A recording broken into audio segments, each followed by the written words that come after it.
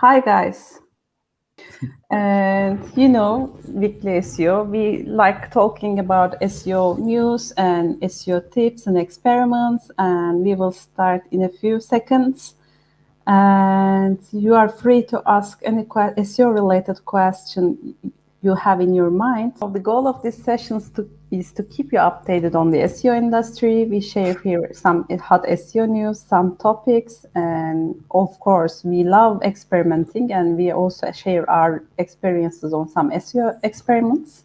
And it's time to start, I guess, with you, Adam.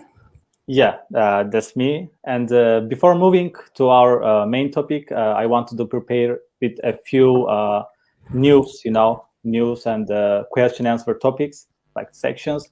Of course, it wouldn't be without mentioning the page experience. I'm sorry, guys, because it which runs until the end of the August, and that's kind of important issue in the SEO industry now. And as you know, when the page experience was first published on the Search Console, like we have 5 different sections there. And one of them was, of course, Core Web Vitals, and the others were mobile usability, HTTPS, security issues, and its experience. That's the 5 points was on the dashboard and the Search Console in the page experience area.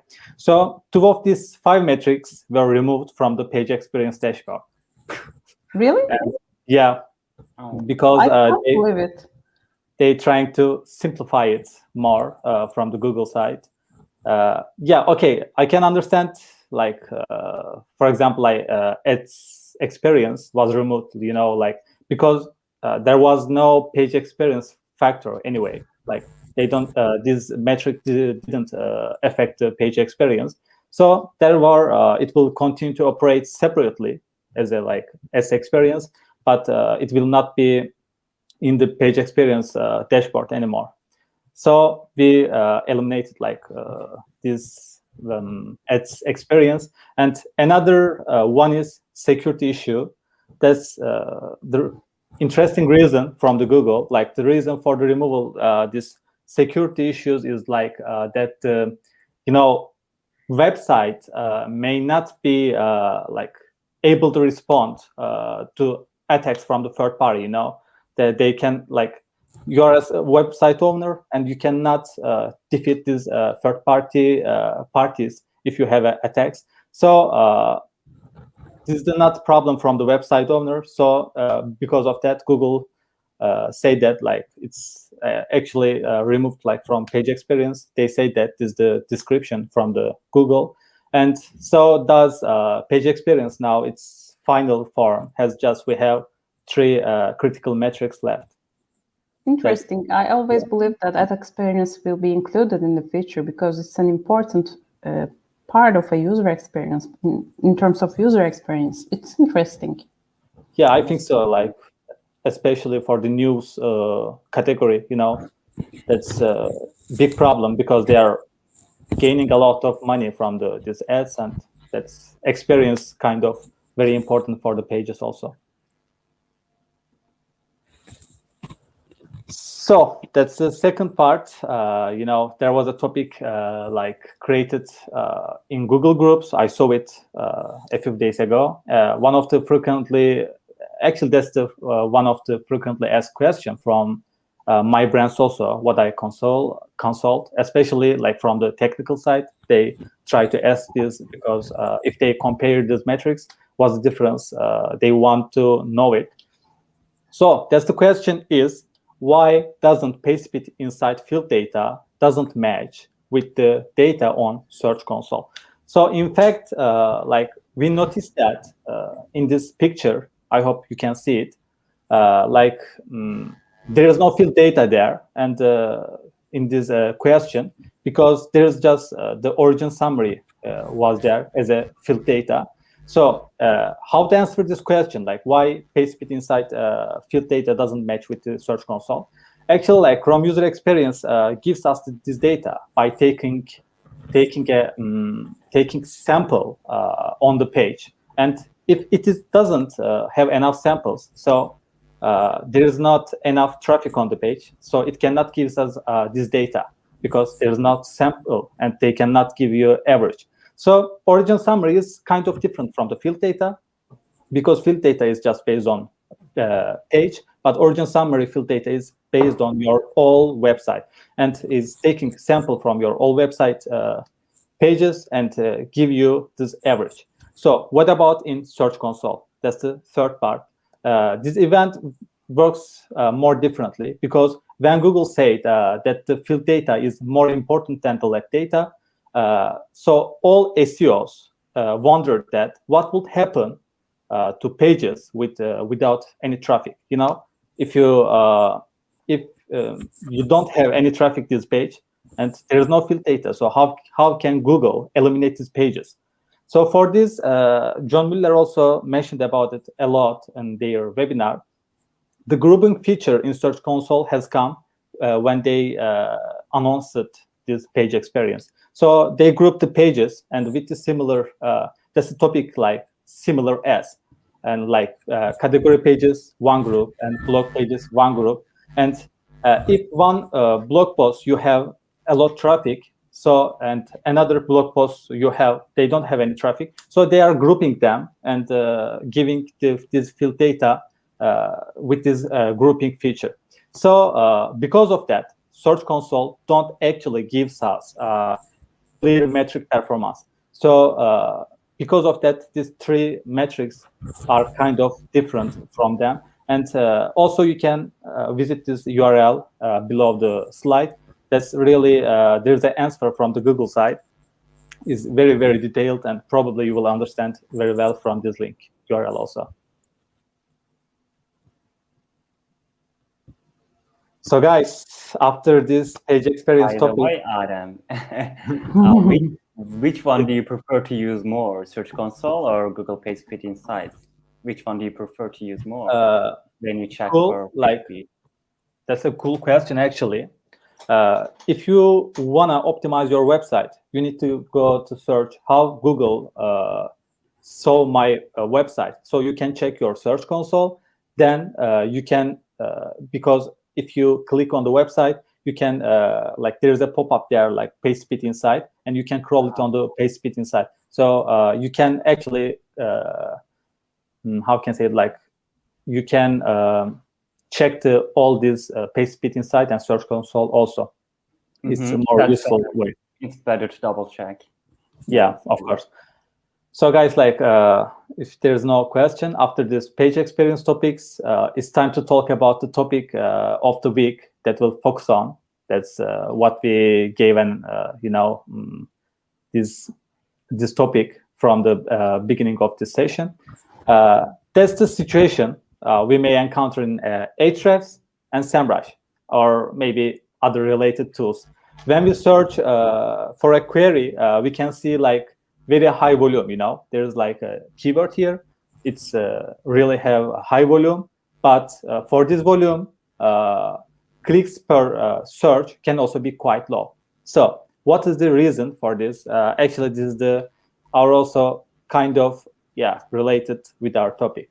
So to make a simple introduction, as you know, Google is making user-oriented developments every day. And with these query-oriented updates, it wants to give us and give the user actually that information as quickly as possible. Like with this feature snippet section, maybe another rich results section, maybe page experience, maybe etc., or maybe core update, these kind of features. So how can you achieve this quickly? So that's yes, like it can give the answer to a question not directly to the user without entering the site, but through the SERP. That's actually feature snippet. But also it can provide us like other rich results also. So as such, user can consume the raw information from the SERP, like search engine result page, and look out without clicking on that site. So the queries here also fully like feature snippet. That's probably like a question from the user, and he can gain this information from the SERP, and it can log out without clicking the site. So because of that, sometimes in the feature snippet, like click per search can be low, but it doesn't mean its feature snippet is not useful. Of course, it's so useful for your impression, and also it can it can also increase your traffic, because if you don't serve your page with feature snippet, probably another page will serve it. So you cannot you cannot war with the Google, guys. So that's the problem. And always try to get this feature snippet.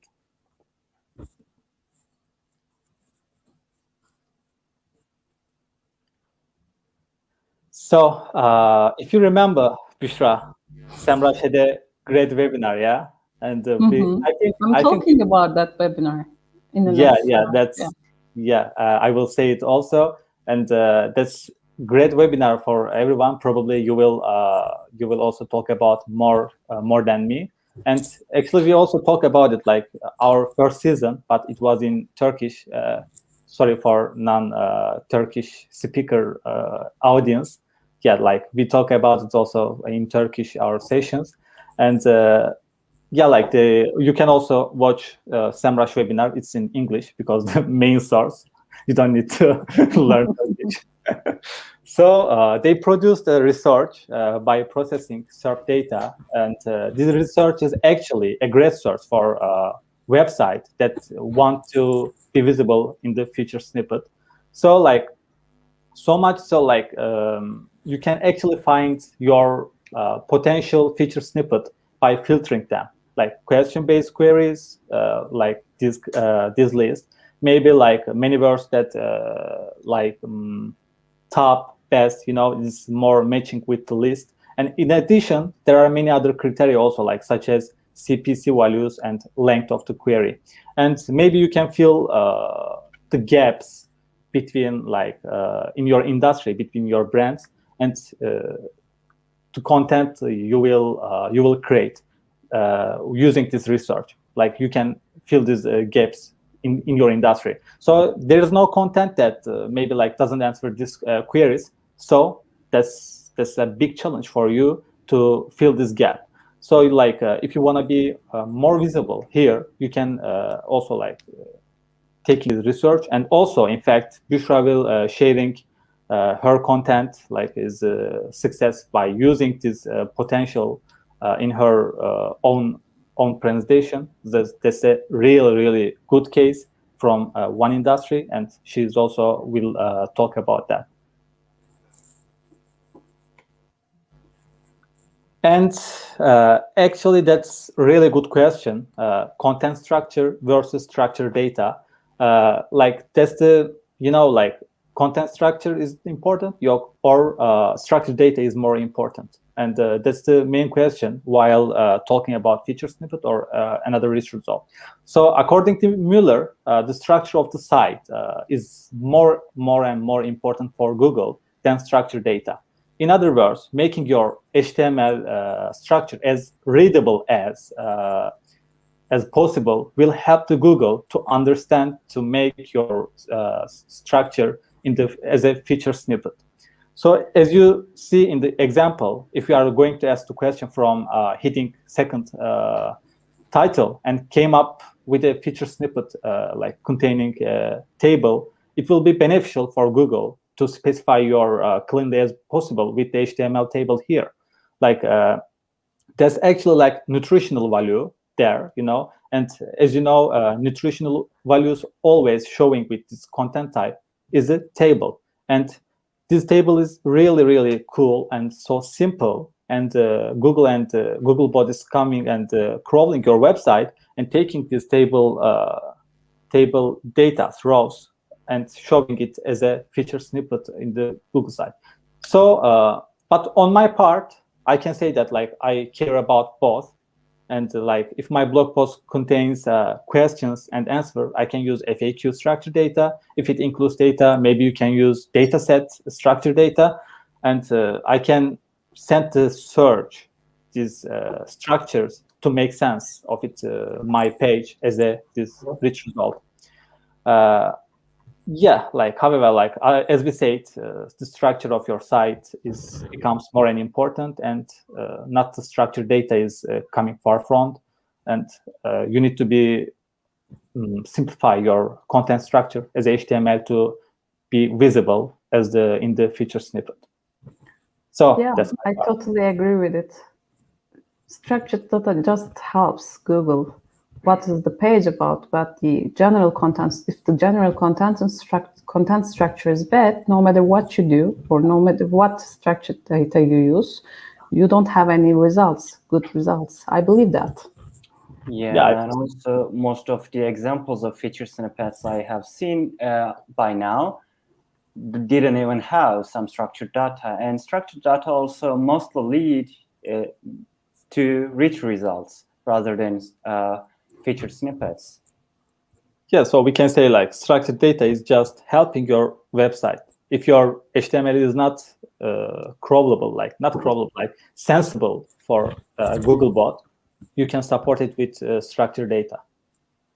Yeah, sure. Yep. Oh, it's my turn. So, of course, I'm going to talk about feature snippets in a few seconds, but I want to share with you some cool pages I found. Actually, not I found, but I came across on Twitter. And one of them is this myths and facts about crawling part of a large site managing crawl budget guide of Google. And there's a fun test here to make to better you can understand better, you know how Google crawls and indexes the websites or not. It's a funny test to take, and I tried it, and I left the link below if you want to try it. It's good, and it's interesting, by the way. There are some controversial answers too, but I don't remember which ones or how many. And I just left the link below so that you can solve it yourself. And of course, Google Search Console Insights has been introduced, and there are a lot of things Google need to answer about it, because I came across a lot of questions about Google Analytics connection, Google Search Console connection, and of course, if you have checked it, there are different insights pages for different Search Console accounts, and I couldn't find any detailed information about them up to now, but Google finally published the Search Console Insights FAQ, and there are the answers of all of the questions I had. First, I checked the Search Console Insights, and I left the link below, and that's a really useful guide. You can check it and apply it, some of the answers to your Search Console Insights account. Of course, it's in beta, and it's open to change. You can also send your ideas about it. You can just left some reviews about it. It's another point. So Adam, have you used Google Search Console Insights? Yeah, I used it, and sometimes there's kind of issues with the Google Analytics, and sometimes you need to solve these problems also from the analytics side.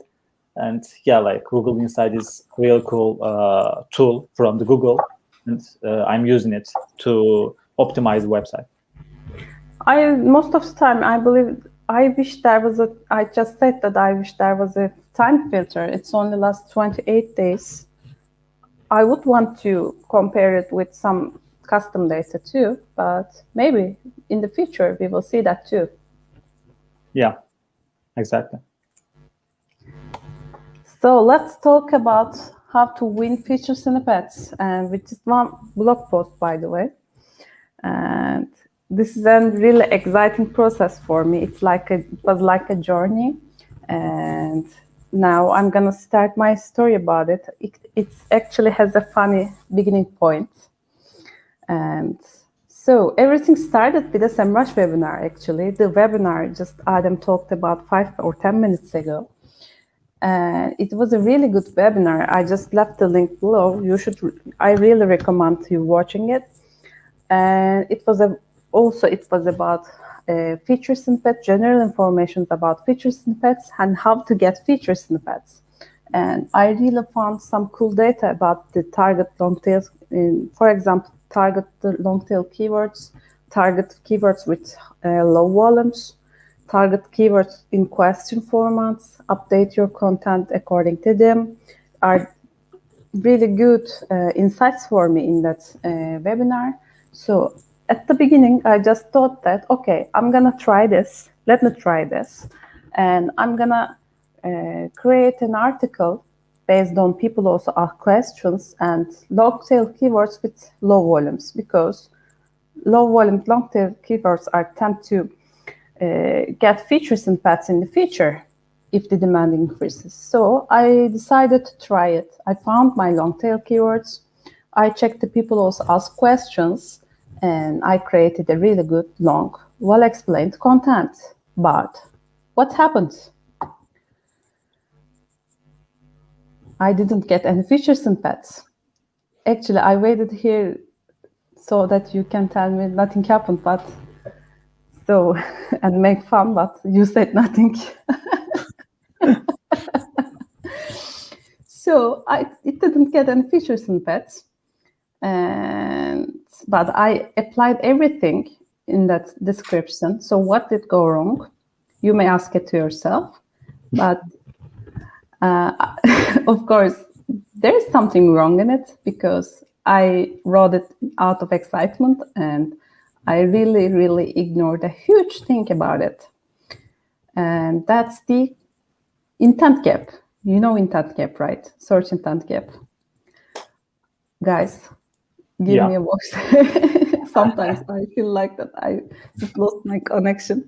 So I totally ignored the search intent gap. So I decided that I should give another try, but with a different method. So again, I find the long tail keywords. Okay, I found them. And I also found the people also ask questions, you know, the fancy box under the search results. But I did something different this time. And the thing I made different is that I checked every long tail keyword in the search results. And I also checked the search results of every question, every good question I came across, and people also ask questions bar. And I checked all of the search results, and I made a list out of these keywords and questions, the list of search intent gap actually. And I just checked the results, and I just tried to see whether there is a proper answer to that question or keyword or not. And in this case, I couldn't find any proper answers to specific questions or specific keywords. And I chose to see as an opportunity here. And I decided to create a content, really, really long content. Of course, Samrash webinar was also saying that create long content. And I decided to use that too. And then, what happened? You may ask, what happened? The article just was published at the end of June.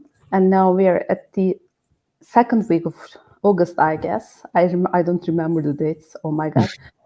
And this is the results. With one blog post, we get 22 features and paths and triggered 562 keywords just in a month. And this brings 400 more clicks to the website, the owner of this content right now.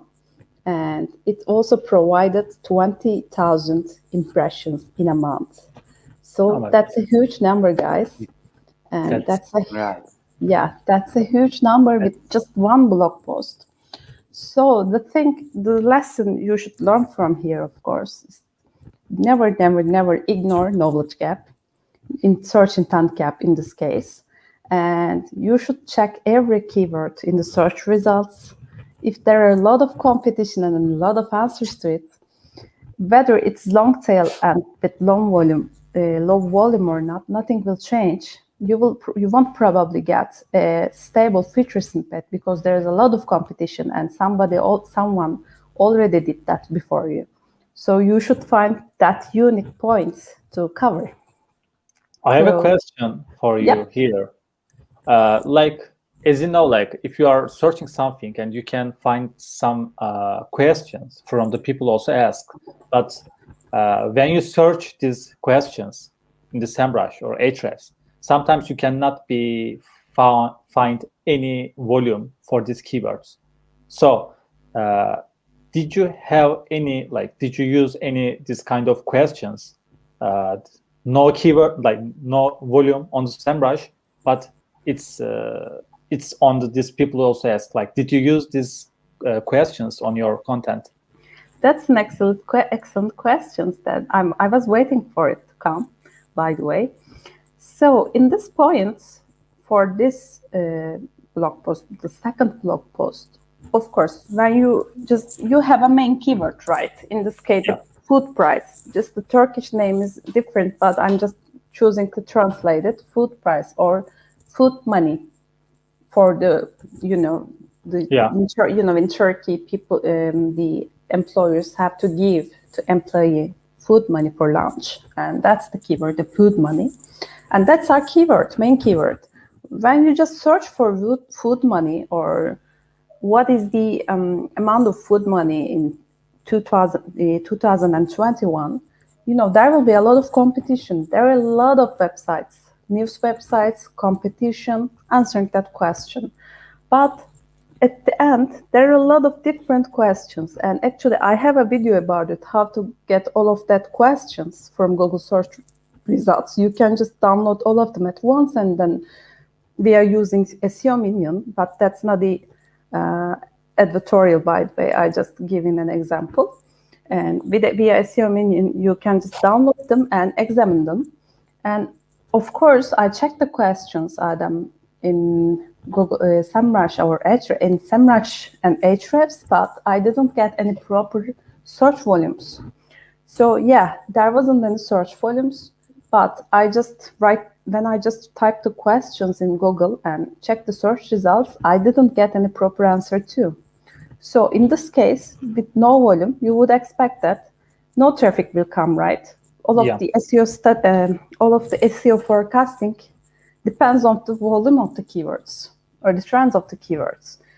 But I just chose to believe that these questions will be important as a piece of that content. And instead of just using them as keywords, I chose to use them as headings, subheadings. I just chose to answer all of the questions, but of course I didn't copy and paste all of the questions in the same format. But I just changed a little bit. But because people also, if there are some people out there who are asking it.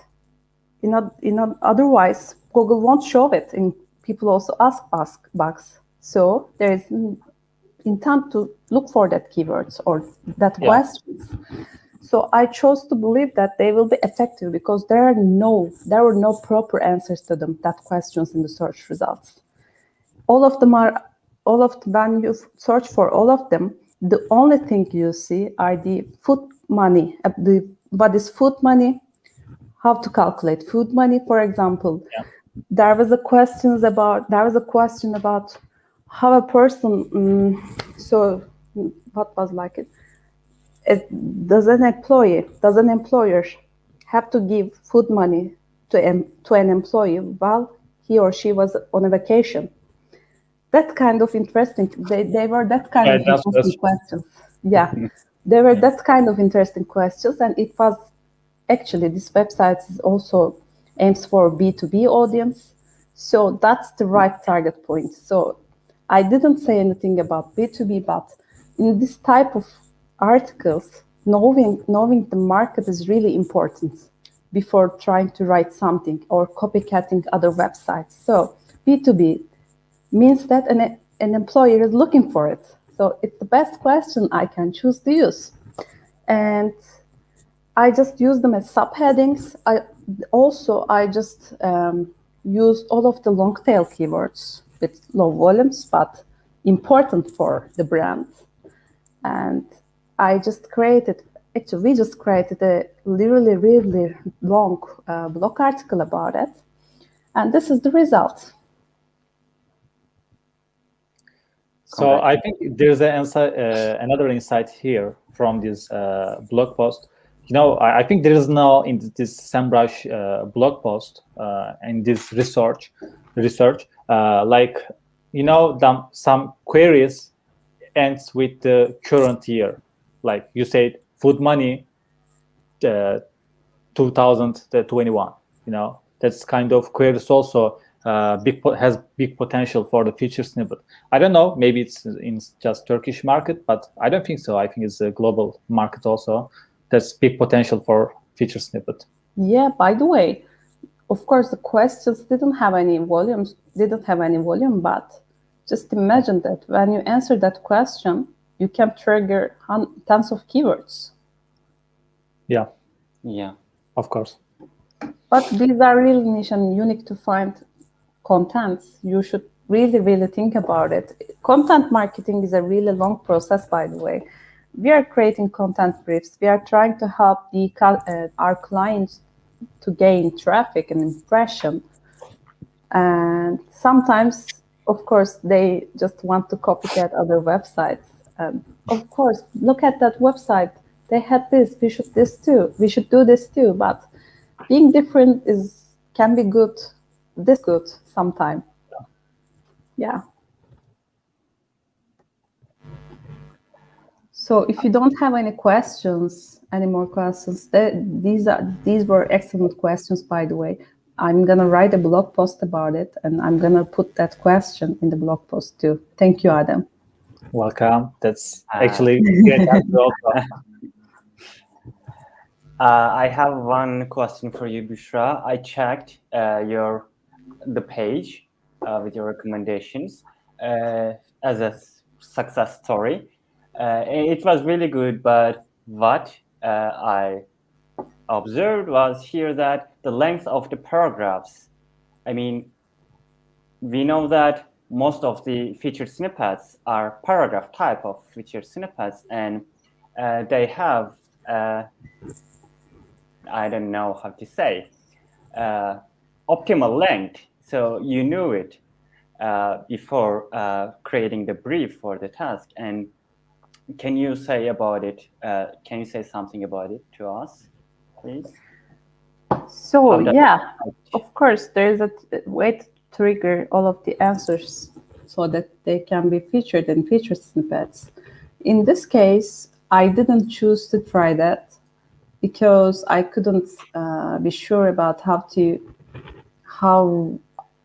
successful will it be because of the gap of volume of the question types. But for the keywords, long-tail keywords, I tried to use them as simple as possible in some parts of the blog article. If you just check the blog article, you will see that there are no really, really long paragraphs. There are really short paragraphs. I tried to optimize the keywords, long-tail keywords, in paragraph forms instead of optimizing the answers to the questions. That was really good. Because in my first example, I just chose to answer to the questions with short paragraphs, and I decided to try something different from it. Mm-hmm. So do you think we should optimize the length of the paragraph as displayed as a featured snippet for our pages? Actually, not Adem, but me also had some examples here. So wasn't here. Maybe I remember it from your previous Weekly SEO presentation, Adem. There was a screenshot about it. They should consist of maximum 100 keywords or 100 to 150 keywords, kind of that. They had an explanation about it on average. And not as an SEO in here, as a content marketer, I always choose to create really short paragraphs because long paragraphs are boring and not easy to skim all of the website.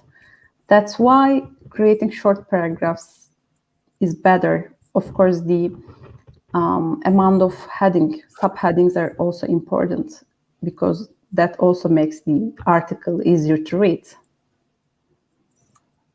Thank you so much for the answer. I think I can start now if we don't have any questions from our audience? Nope.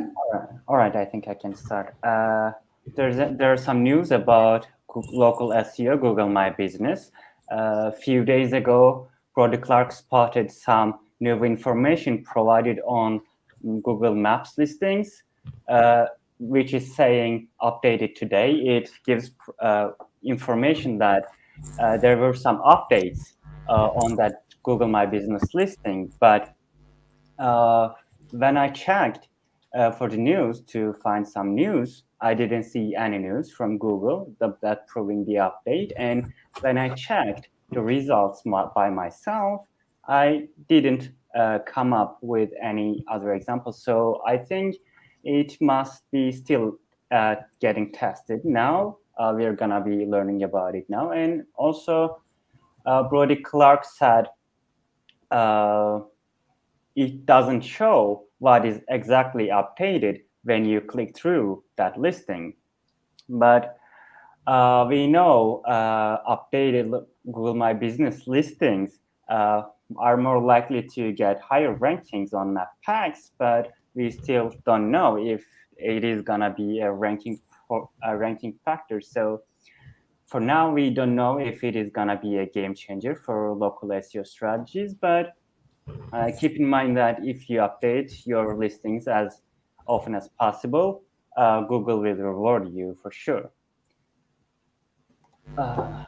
Yeah, and author.url structured data. Also, a few days ago, Google started to support that URL property on article type of structured data for authors. Previously, you can also you could use URL property, but not on author type of structured data. Now, Google also supports to see that. On the top left, you can see an example, a piece of code from June, and on the top right, you can see there's a link showing a author's social media profile or website. Actually, this is not going to be used for ranking purposes. This is just to give the credit to author, but there's some people thinking that some SEOs, gray or black hat SEOs, will try to manipulate it. BoostRoas asked a question to John Miller about it on Twitter, and John Miller seemed to be not concerned about it, but I also don't think they can manipulate it so good. But what do you guys think? Do you think they will try to manipulate it, and a lot of people? I mean, I believe at some point in the past, they were not too worried about meta keywords too, but people choose to spam it. So there may be a same example here in the future. I'm not sure. We can't be sure. And of course, there will be people trying to spam it.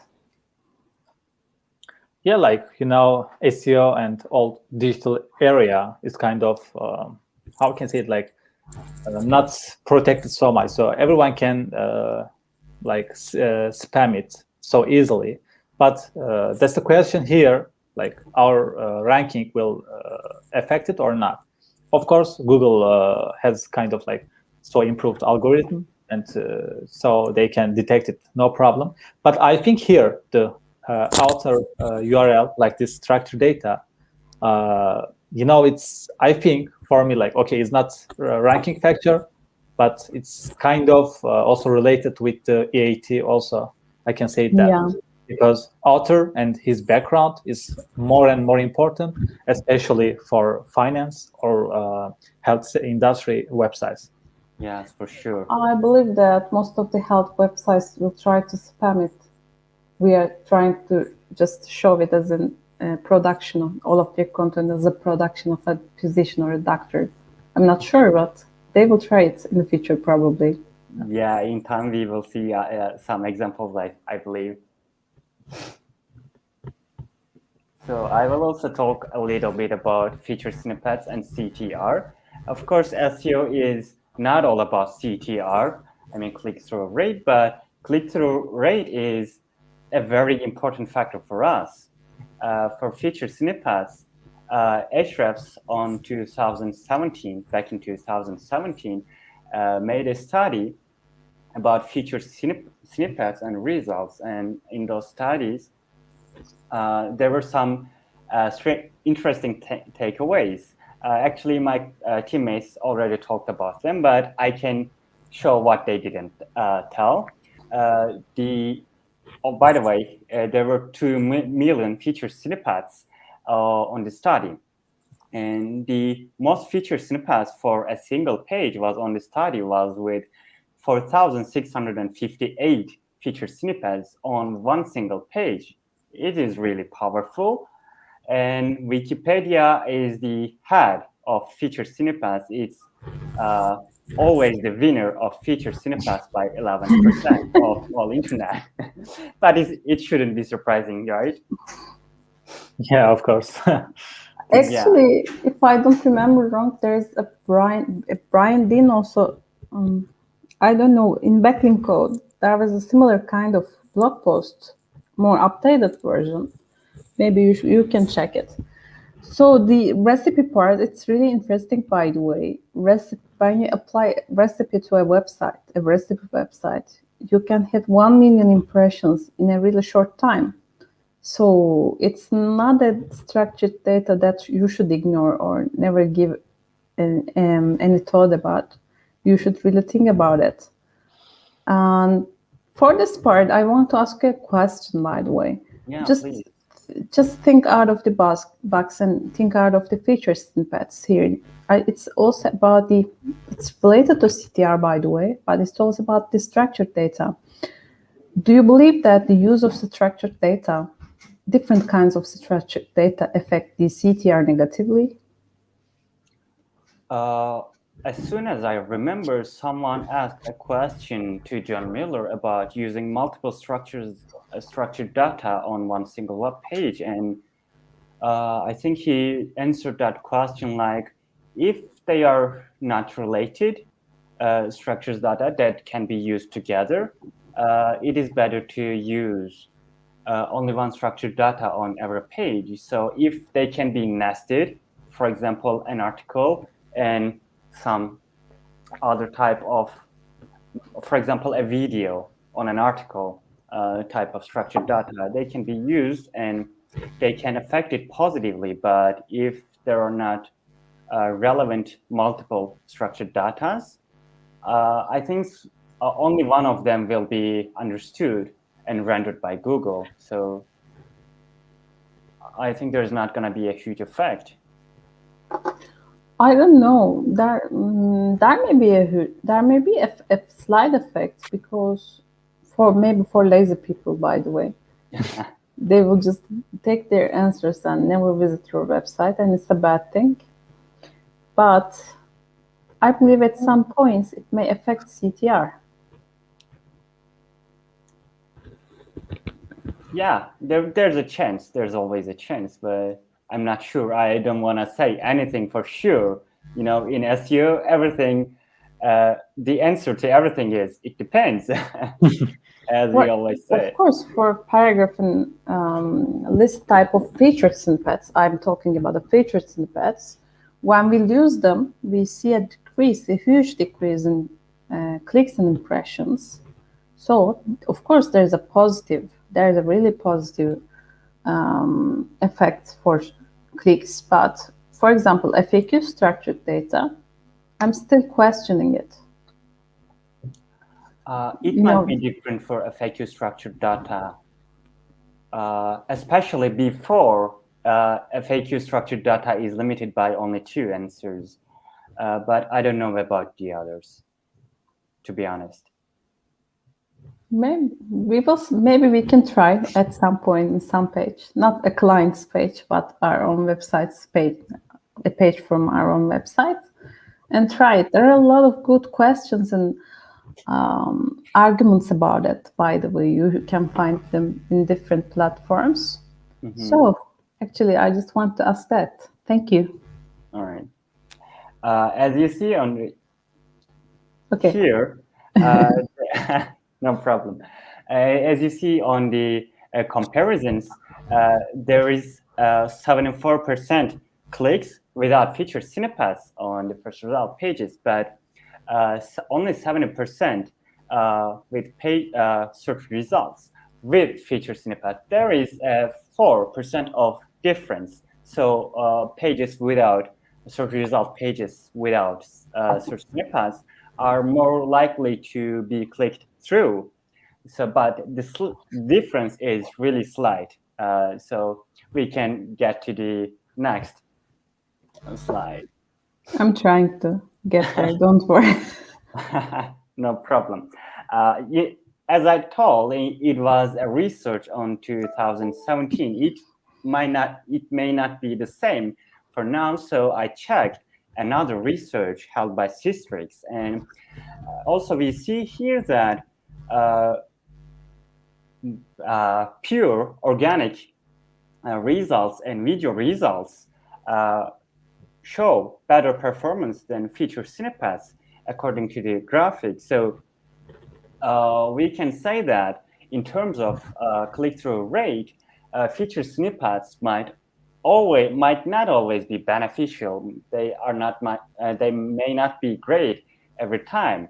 But the greatest thing about featured snippets are they don't rely on backlinks according to Href studies. And even if they don't have authority of backlinks, even if they don't have one single backlink, they can be displayed as featured snippets. So the weaker, the smaller websites can really make benefit of featured snippets by visibility without any backlinks.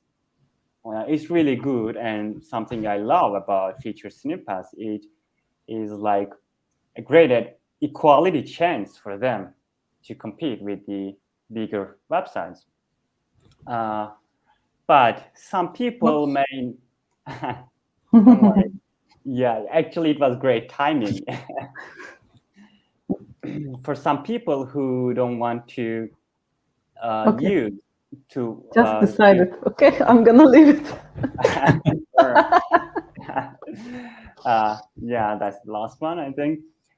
For some people, they will not to display some featured snippets on their pages or on some part of their pages. To avoid them, they can use some robust meta tags such as no snippet. But the thing to be careful about here is if you use no snippet tag, your meta descriptions will also not be displayed. So you should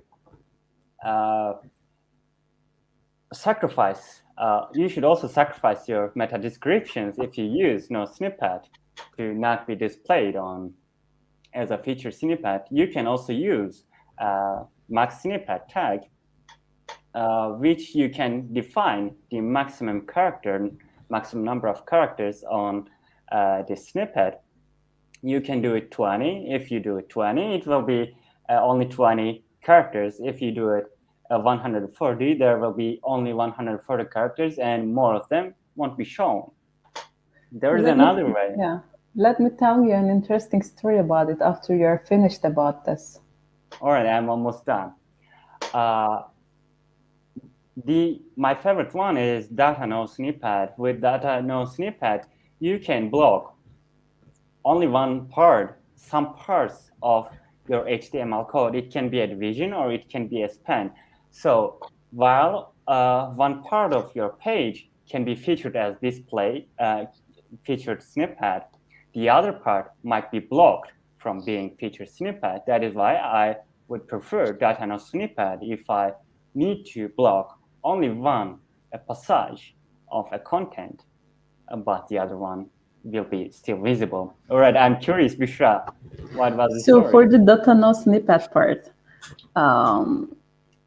I came across this like 2 years ago that there was a huge news publisher in Turkey, which publishes in English.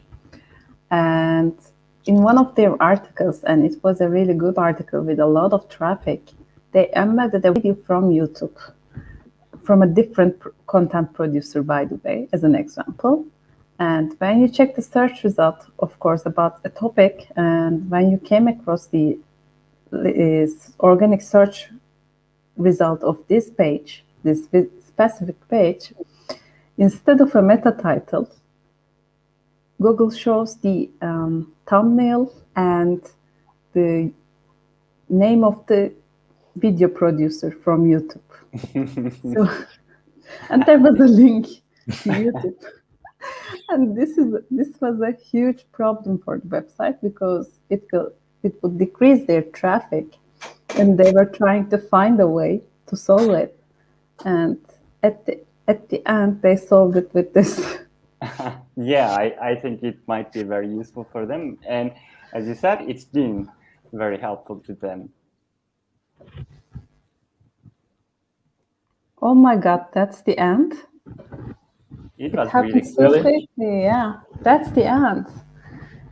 So if you have any questions to us, you can subscribe to our newsletter here and have any news, any updates from us from our blog and our live streams. And you can also, via visiting this web page, you can also ask your SEO related questions to us. In that specific page, there's a really good type form link. And we would be happy to answer all of your questions, by the way. And this was a really, really good live session. Thank you, guys. Thank you. And if Roman was here, he would probably say, "You're out of this world." And thank you all for listening. Thanks so much. So see you later. Thank you, everyone. Have a nice weekend. We will be here next week. So see you next week in Weekly SEO live session. Bye. Bye-bye. Goodbye.